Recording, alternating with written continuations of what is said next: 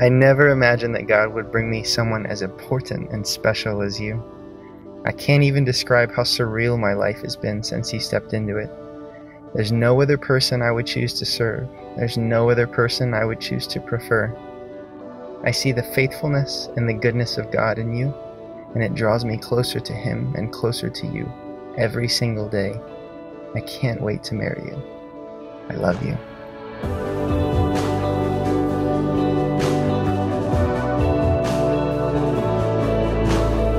Hey Nathan, you don't know this, but after our first date, I called one of my friends and told her, I think I just went on a date with my future husband. Thanks for asking me to marry you, babe. You are so worthy of my yes. I can't wait to be your wife and your forever best friend. I love you so much.